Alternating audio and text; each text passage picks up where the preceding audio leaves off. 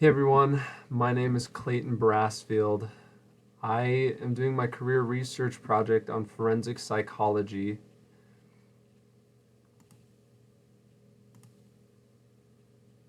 Forensic psychology is often described as the merger of law and psychology.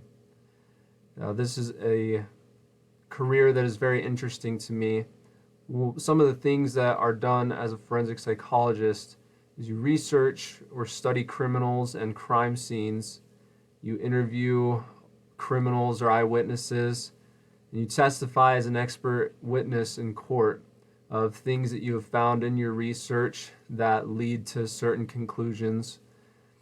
You also are asked at times to research jury behavior and eyewitness testimonies to make sure that they are behaving the way they need to, or that the testimonies of eyewitnesses are testimonies that can be trusted.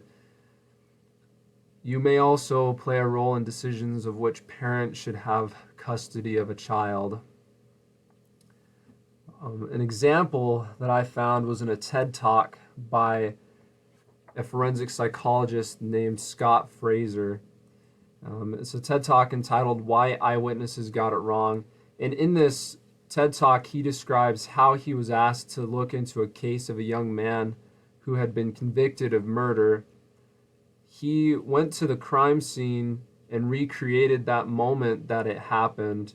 And he researched the case, and from his research and from recreating the crime scene, he was able to see that it was very possible that they were convicting the wrong person of this crime.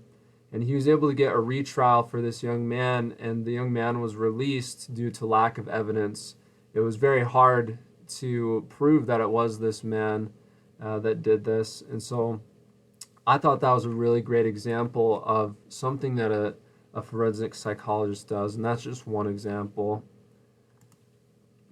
The education that is needed to be a forensic psychologist is, first of all, you have to get your bachelor's degree in psychology, and then you can go on to get a master's degree, which people with master's degrees in this field can find jobs, but it's recommended that you get a PhD in psychology or a doctor of psychology.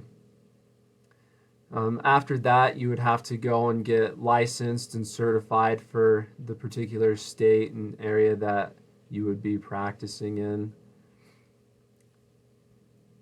They say it's also convenient to have a minor in law, as you are working very closely with the law system. It's important to know some of the things that are going on and some of the things that you need to know.